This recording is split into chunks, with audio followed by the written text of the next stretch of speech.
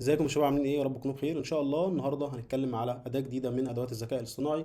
الاداه دي بتقدر تحول النص الى صوت اي حد في العالم. تقدر تختار اي صوت، ممكن تختار صوت فنان، تختار صوت ممثل، تختار صوت مغني، تختار صوت اي حد من المشاهير، اي صوت انت محتاجه. فتعالى بينا يلا نبدا الفيديو.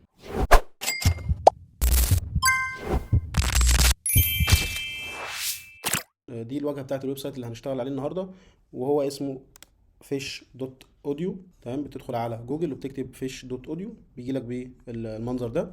اول حاجه انت بتدخل على ديسكفري عشان تشوف الاصوات اللي انت عايزها. فبنختار اول حاجه مثلا اللغه العربيه، في اصوات كتير هنا موجوده باللغه العربيه، بتقدر انت تختار اي صوت انت محتاجه. فاحنا مثلا نستخدم صوت الدحيح، بتدوس على يوز فويس. تمام، وبتختار بقى الكلام اللي انت عايزه. فاحنا مثلا هنختار المقدمه بتاعت الفيديو الشورت اللي احنا كنا بنتكلم عليه. تمام، وهندوس بقى مثلا خلاص احنا خلصنا الكلام واخترنا ايه الصوت اللي احنا عايزين نستخدمه. هننزل تحت على كرييت. طبعا هو هنا في باقات، فاحنا هنستخدم زي ما احنا الفري، وهندوس كرييت تاني. هيبدأ بقى ان هو ده مش ايه، صوت الحقيقي.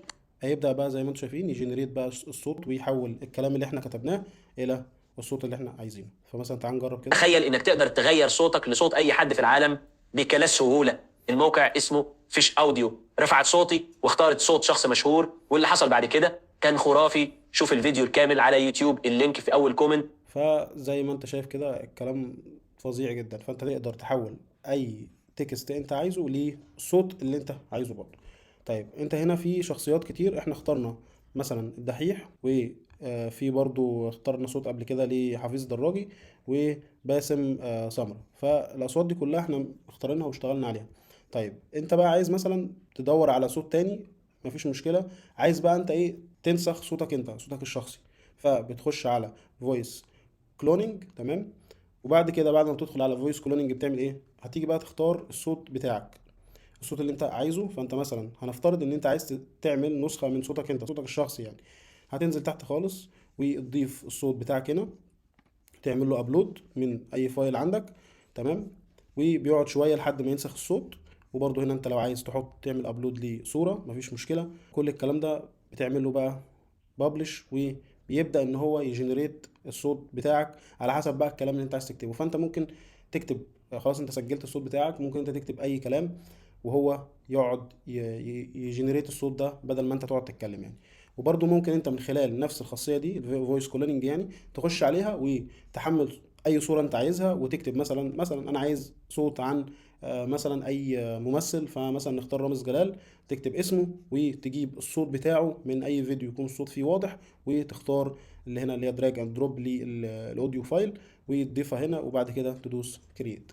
بس طبعا تاخد بالك ان الحاجات دي، الاصوات دي طبعا برضو ليها حقوق نشر وطبع، عشان ما تقعش تحت اي خطأ قانوني يعني. فطبعا تبقى حريص ان وانت بتستخدم كل الكلام ده. فالافضل ان انت تخليك مثلا في ان انت عايز تستخدم صوتك الشخصي، يبقى حاجة سهلة ليك ان انت مثلا كل اللي انت هتعمله هتكتب الكلام زي ما احنا عملنا في اول فيديو، تكتب شوية كلام ويحوله لك هو لصوت، والصوت ده انت تستخدمه براحتك. فانت تبقى حريص وانت بتستخدم الخاصيات الجديدة بتاعة الاي اي. فاحنا استخدمنا صوت الدحيح، ممكن برضو نستخدم صوت ابو فيلا زي ما احنا قلنا، وممكن نختار اي صوت تاني. تعالى مثلا نجرب صوت الليمبي مثلا. فانا هعمل كل اللي هعمله هنا، هدوس هنا كوبي بيست للكلام بتاعي. وعايزك برضو تاخد بالك من الكوتا بتاعتك، ان انت ليك 20 محاوله. بتقدر بعد ما انت بتستخدمهم بتتحول بعد كده ان انت لازم تشترك في الويب سايت بتاعهم، عشان دي كده هي الباقه الفري يعني. طيب احنا بعد كده خلاص، وبعد كده نبقى ننزل تحت كده. خلاص انت كتبت الكلام يعني هنا، وبعد كده هتنزل تحت تدوس على كرييت. احنا ده كده الصوت طلع، لو عايز تقدر تجرب.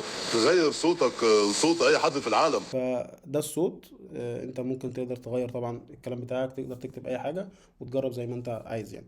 فاحنا ممكن تعمل له داونلود من هنا كده على طول. دي الاصوات اللي احنا استخدمناها كلها، وتعمل لها داونلود وتستخدمها زي ما انت عايز. بس كده. فانا كنت عايز اقول كلمه بسيطه عن ادوات الاي اي اللي ظاهره اليومين دول. فانا عايزك تاخد بالك من كل حاجه انت بتعملها وانت بتستخدم الادوات بتاعت الاي اي. طبعا دلوقتي ممكن اي حد ياخد صوت اي حد ويعمل طبعا مشاكل كتير. فانت تبقى حريص وانت بتستخدم الحاجات دي. وبرضو الفيديو ده ملوش علاقة بأي حد يستخدم أي أداة من أدوات ال AI بشكل غلط عشان يضر أي حد. فالناس كلها تبقى واخدة بالها إن إحنا دلوقتي في الأيام دي ال AI بقى يقدر يعمل أي حاجة، يقدر يخليك تتكلم، يقدر يغير لك صوتك، يقدر يغير صورتك، كل حاجة دلوقتي ال AI بتعملها. فاحنا ناخد بالنا طبعا واحنا بنستخدم ال AI ان بيحصل حاجات كتير غلط. فانت خد بالك ما تستخدمش طبعا صوت حد تاني، ما تعملش اي حاجة غلط، لان الحاجات دي طبعا ممكن تضر ناس كتير.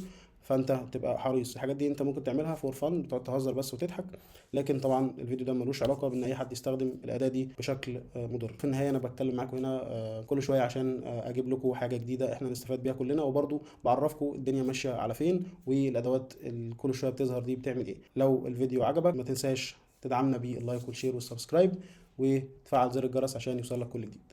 سلام.